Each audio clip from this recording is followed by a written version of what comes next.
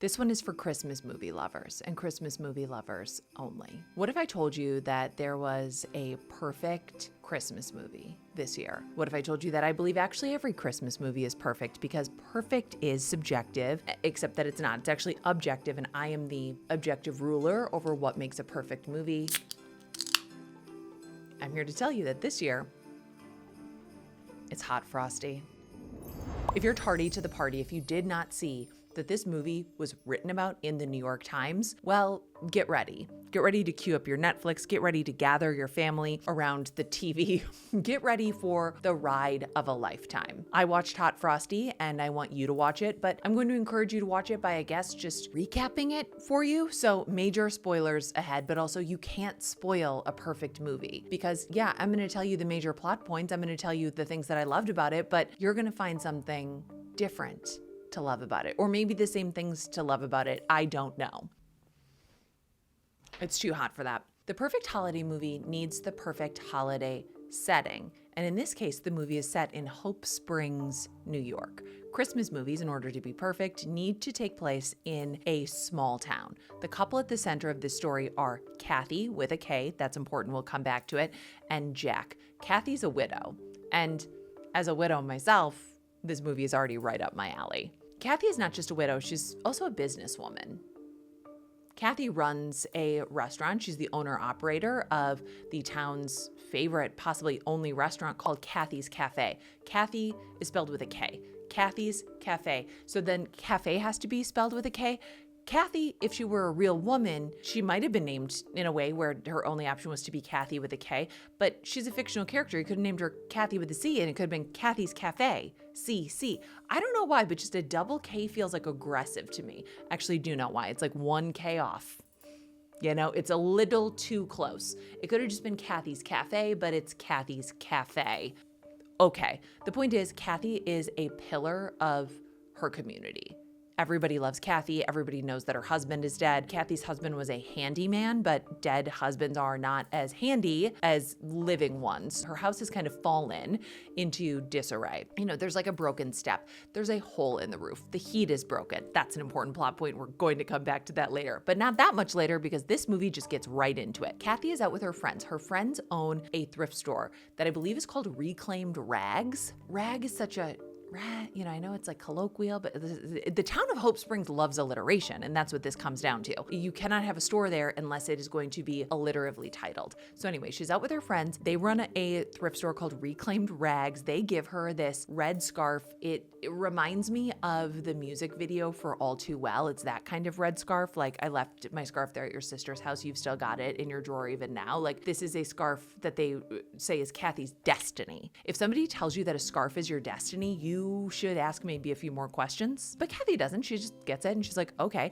She's walking through the town square. She's got to go home from Kathy's Cafe. Like in any proper Christmas movie, this small town has certain Christmas traditions, and one is like a snow sculpture competition, like basically a fancy snowman competition. And Kathy sees that somebody has sculpted, snowman, a hot snowman, like basically like a David out of snow. Like, this snowman is ripped, and she and this snowman have like a moment. Like, she sees this snowman and she takes the scarf of destiny, she puts it around the snowman's neck, and then she just walks away. As she walks away, the snowman comes to life. She doesn't see this because she's like, she's got to get home to her freezing cold house that her dead husband didn't fix before he died. This snowman comes to life. He's naked.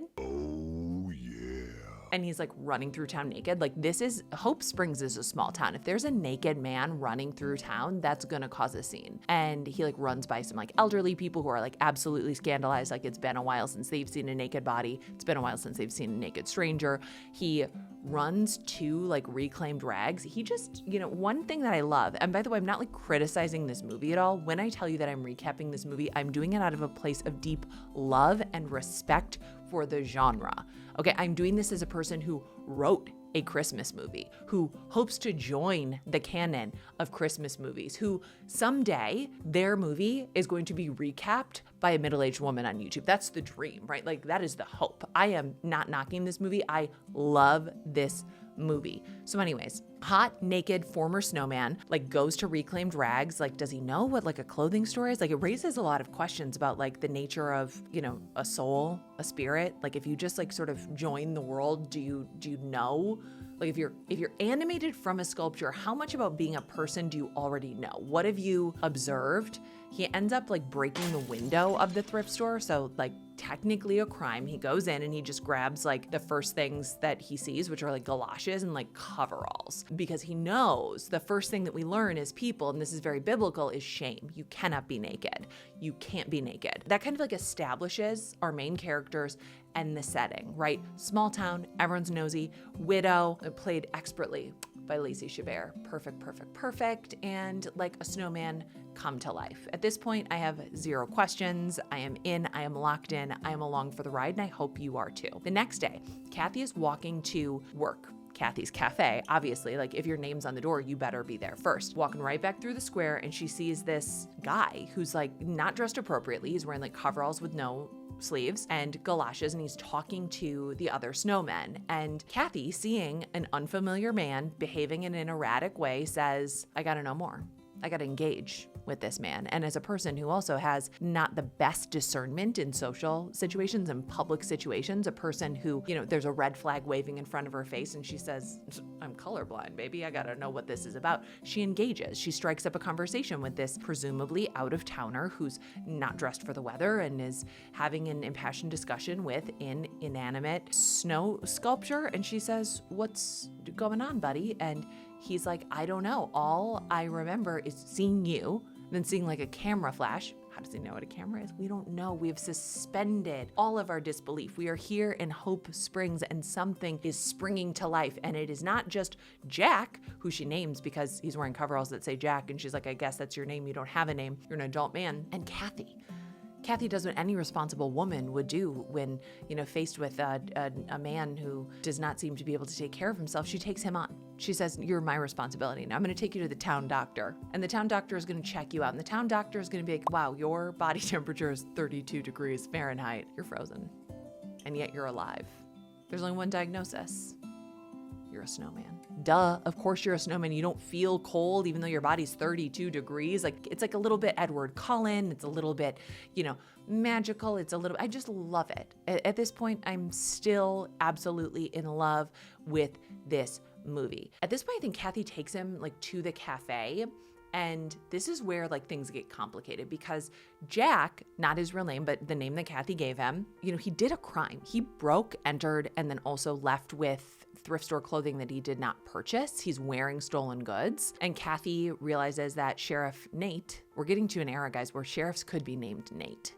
They could, someday there's going to be like a Sheriff Jaden. There's going to be like a sheriff like, you know, Nevaeh. Like this is the era that we are in. Now the millennials are old enough to be sheriffs, and Sheriff Nate is not happy with the fact that crime occurred in his jurisdiction and on his watch, and he is on the prowl. He is a small town sheriff with something to prove, and he is going to prove that he can solve a crime. Even though if you ever look up the solve rates of various crimes from sheriff's office specifically, which I learned on a podcast called In the Dark, they're low. They're low. But Sheriff Nate, who exists in a universe similar to ours, but maybe not this exact one, is like, I'm going to change that.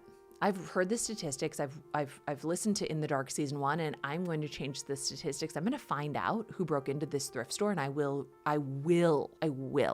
absolutely will solve this crime. Kathy decides like she will aid and abet this criminal / person who is brand new to this earth.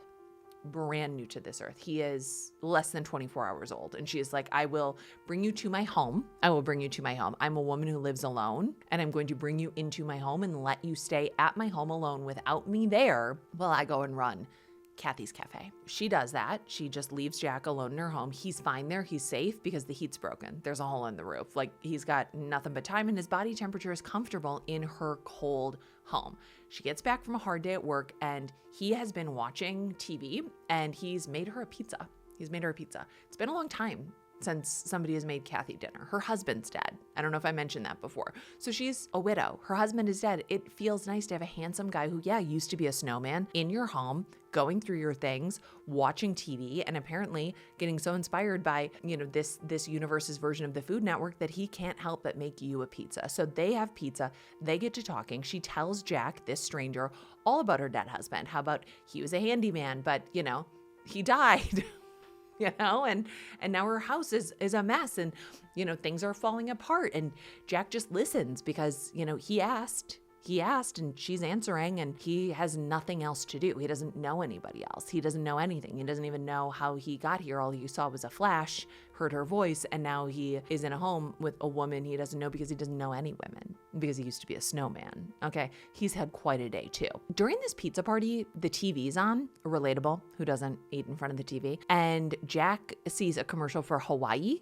The Hawaii Tourism Board is advertising in Hope Springs, New York. They're trying to, really get those snowbirds. And Jack says, I want to go there. And Kathy says, you can't go there. She immediately just dashes his dreams, just flicks them out of his head and is like, you can't go there. It's not safe. It's warm. I don't know how she knows that just like his body temperature being 32 degrees means that he himself is not safe in a warm climate, but I like it. I like it. Again, I am not criticizing this movie. I love this movie. I have watched this movie more times than I will ever admit, and I will watch it even more times, and no one can stop me. She knows like Hawaii's not safe for him. He hugs her. He says, I love you. And this is where she's like, whoa, boundary. Boundary, that's too much, too soon. You've gone too far. No. She is practicing discernment. She says, look, I know a lot of crazy things have happened. I know that I am letting a man who used to be a snowman live in my house with me. I don't know him. I don't even know his name. I made up a name for him, but you can't say you love me. We have only known each other for like a day. Come on, don't love bomb me. That's crazy. Anyways, next day, Kathy goes back to work. She is a working woman. Somebody has to put the homemade pizza on the table, and it's her ultimately because she is the person who's paying for the ingredients. Jack is home. Jack has seen enough TV at this point that he can fix a hole in the roof. He can do that, so he does. He is outside on the roof, shirt off because he doesn't need one, because he doesn't feel cold. And besides, he's working, and besides, he's hot, right? I mean, not to the touch. He's out there working with his shirt off. It is the exact opposite of what she asked him to do. She asked him to keep a low profile. Instead, he's out there swinging a hammer, willy-nilly, shirt off. He's so attractive compared to the other men in this community that Kathy's neighbor, this old woman, is like driving and sees this hot guy on a roof and is so distracted that she crashes her car. She gets in an automobile accident because she's so distracted by a good-looking man on a roof without a shirt on. In December, Jack sees this, he like springs into action. He saves this woman. She's crashed into a snowbank. I don't know that it's like highly dangerous. there's no like blood, but he's like, I will get you out of this car. Like there are no jaws of life needed. He just simply opens the door and lets her out. But she is tickled. Like, wouldn't you be, like, to be saved by like just to be saved, period, right? To get in a car accident and have somebody like come to your rescue, and that person is somebody that you've just been ogling. Now, had the roles been reversed in this movie, had it been like an old man ogling, I don't know how to say it, just looking, just creepy looking at a lady, I would have said inappropriate. But I think we don't give elderly women enough chances in pop culture and in real life to just be kind of like gross, horny pervs. And so, let old ladies be pervs again, is what I say. Like women in male-dominated fields. That's what this is. Anyway, so this neighbor is like, thank you for saving me. You're hot. Would you like to come do work at my house? Like, she does not ask if he's a licensed contractor. She does not ask really anything about him. She's just like, come fix my house. And even though, again, Kathy was like, keep a low profile, he goes. And this old woman has her friends over to like watch him work, that might have been where I was like, okay, like, I get it. While Jack is fixing Kathy's neighbor's house, Kathy's neighbor's friend is like, hey, you are a strange adult man that none of us know who showed up randomly in our small town. Would you like to chaperone a middle school dance? Would you like to be around children in a school setting as a stranger with no form of ID, no shirt that we know of? And Jack, who has just been told by Kathy to keep a low profile, says not what's middle school, not like what is a dance. He just says, yeah, I'll do that. This lady's asking because her son's the principal, and apparently they're in dire need of chaperones for this dance. And so The principal of this middle school in Hope Springs has said, Mom, go out there and find me some chaperones. I don't care who they are. I don't care where they're from, who they are, what they did, as long as they are technically an adult who can chaperone a dance. That might be the only part of this movie that I can't suspend my disbelief from. I can believe a snowman comes to life and you fall in love with them. Have you ever tried to visit a school, like as a adult with children who has like a right to like go to that school? It's not easy. Okay, it's not easy. We're not just letting anybody into middle schools, nor should we. But anyways, Jack goes, he's like helping set up for the dance. He sees like a kid ask a girl to the dance and it clicks for him. I should ask Kathy to go to this dance. That's what this is all about. I need to ask Kathy to go to this dance with me. So he, a former snowman, asks Kathy, a woman he's known for right about 24 hours at this point, if she, a childless woman, would like to go with him, a childless man with no ties to the community whatsoever, no reason to be in a middle school at all at any point, if she wants to go to a middle school dance with him. And Kathy, a widowed woman who is allowing a former snowman to live with her, who again has no reason to be in a middle school, she says, yeah, I'll do that. But first, we got to get you an outfit. So boom, they go buy an outfit. Somehow he also buys Kathy like a snowflake necklace, which is like, okay, that's like very thoughtful, a little much. I don't know if like first date to a middle school dance is like a jewelry level commitment, but I love it. His innocence, his sweetness, his thoughtfulness. Okay, so at the dance, they are falling in love. I don't know how long it's been since you went to a middle school dance, but I just remember a lot of grinding. I remember a lot of grinding for a bunch of virgin dweebs just grinding on the dance floor.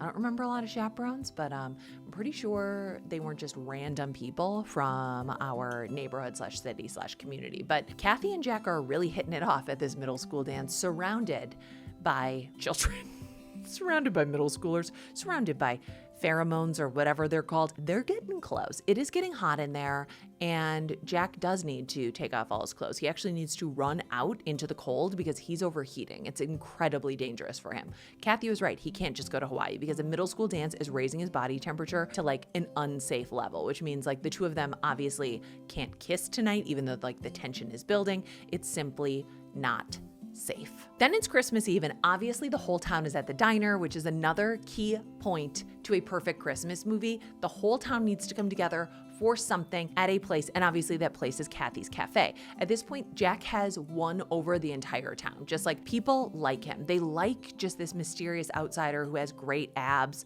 you know, like I guess fine hair. I know it's like sometimes I'm very picky about hair on men. So like I liked this guy better in Schitt's Creek with like his nice short haircut. And that's just a me thing. But anyways, Jack has won over the whole town. Everybody loves him. But guess what? This entire time, while Jack has been winning hearts and minds, Sheriff Nate has still been on the case. He has been on the case and he solved it. He knows that it was Jack who broke, entered, and stole galoshes and a pair of coveralls. And this is the night where Jack has to pay the piper. Sheriff Nate arrests him. He arrests him. He takes him into custody. People are not happy, but Sheriff Nate hauls him off to jail. Even the town doctor is like, this is not safe. Like, he's a snowman. He used to be a snowman. You can't just put him in jail. Because one thing that people always say about jail is like, it's warm. It's very warm. Like, when you get to jail, they put you in nice, cozy pajamas. They turn up the heat. They come and tuck you in with a blanket. They make sure you have something warm to drink, that you have a nice, warm meal. Like, obviously, Jack cannot survive a night in jail. It will simply be too cozy. It could kill him. Sheriff Nate is like, sorry, rules are rules, laws are laws. His bail is set, and you'll have to raise the bail. So Kathy cracks open like the safe in Kathy's Cafe. She's like counting out her cash and she's like, this is how much I have. How much do you think bail is? If you said $2,000, you would be correct. Kathy doesn't have that in her safe. And as a fellow small business owner, that does scare me. That does scare me. Losing a husband can be devastating financially. I am not judging Kathy. Running a business can be very difficult. I'm, again, not judging Kathy. But if you don't have $2,000 in the safe, $2,000 of an emergency fund, like, how are you buying restaurant supplies? How are you meeting payroll? Girl, like, how are you paying your rent? I'm extremely worried. She doesn't have the money. Everyone in the town is like going through their pockets. They don't have the money. This is a town in financial crisis. This is a town that is like living on the edge. This is actually a commentary on late stage capitalism, but like said really subtly. Things are not looking good for Jack. Things are not looking good. Like he's in the jail. Presumably his body temperature is going up, up, up, up, up, up. Sheriff Nate is like, Finally, that kid who inspired Jack to ask Kathy to the dance, he steps up and he says, I've got the rest of the money. You can have it. The whole town is so touched, but they're also like, ooh, because it's Sheriff Nate's kid. Sheriff Nate's kid. Okay, so Sheriff Nate hates crime, but he loves his son more. So he has no choice. At this point, bail has been met. What is he going to turn down his kids like bail money and be like, no. Like, obviously, he lost this round. He has to release Jack. So he does. But it's too late. Jack's dead.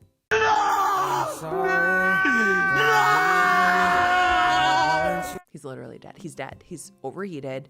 He's dead. Obviously, this is like the second huge loss that Kathy has been through. She has already lost her husband. She has been through a lot. And now Jack's dead, a man that she's known for like 48 to 72 hours, a man that used to be a snowman, a man that was brought to life by the scarf of destiny, which was given to her by the owners of Reclaimed Rags, who, also unwittingly were a part of Jack being jailed and then dying in jail, which is also like probably like a political commentary that like we just are like it's just getting put in there subliminally. Like, it's a commentary on the prison industrial complex. Like, these movies are deep, and I'm not joking. There's only one thing left for Kathy to do, which is to kiss him. She's got to kiss that dead, beautiful body. And I get it. Okay, I get it. Sometimes when you are so overcome with grief and you are looking at the dead body of a man who used to be a snowman, who was brought to life by the scarf of destiny, that is all you can do, is lean over and gently kiss his beautiful lips. And when she does it, she kind of just walks away. I'm like, you guys gonna just leave a body? Is that what you're gonna do? Anyways, he comes back to life. He comes back to life, okay? It's a Christmas miracle. He comes back to life. Everything is saved. The next day is Christmas. Jack and Kathy are exchanging Christmas gifts. He had time to go shopping. I love this man. There's nothing this man can't do. He can fix a hole in the roof. He can do other tasks while looking hot. He can bring a town together. He can chaperone a middle school dance, even though it is highly inappropriate for him to be there. And he can also buy jewelry for a woman without being asked to. Like, there's a lot to like about Jack. So Jack gets Kathy a home repair book because he believes in her and he knows that she is the hero of her own story. She doesn't need a man, but she does need to figure out how to fix her heater because now he can feel cold and he is cold. And so she should get on that. And Kathy gives Jack tickets to Hawaii. So tickets to Hawaii. You know what happens? Sometimes you give like incongruous gifts and that's okay. But just woman to woman, Kathy, if you do not have $2,000 in an emergency fund to keep your business going, you should not be buying tickets to Hawaii. Why isn't it possible? It's just not. Why not, you stupid bastard? I know that tickets to Hawaii, even in this universe, from Hope Springs, New York to Hawaii, 2 tickets bought last minute to Hawaii in the dead of winter, peak season, that's got to be more than $2,000. That's not even like counting like hotel, like food, like that's a lot. I would just like to see Kathy making more sound financial decisions in the sequel. And God, I hope there's a sequel. I am telling you right now that if you don't watch Hot Frosty this holiday season, you are making the biggest mistake of your life. You will never, ever recover from it. You won't be able to live with yourself, and I won't be able to live with you. So stop this video. Stop whatever you're doing. Go get on Netflix and go watch Hot Frosty. If you wrote Hot Frosty, if you starred in Hot Frosty, if you were in any way related to the movie Hot Frosty, I'm literally not joking.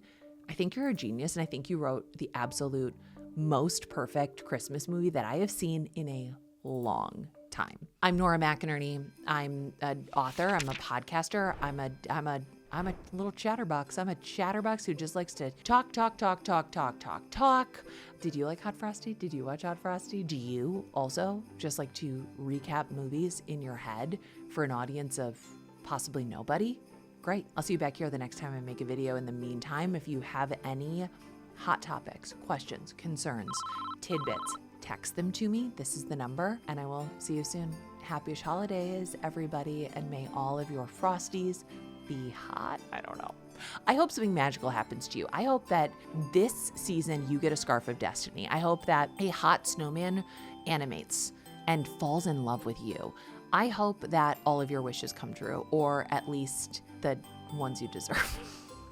I don't know. Guys, I'm having a hard time saying goodbye. So, goodbye.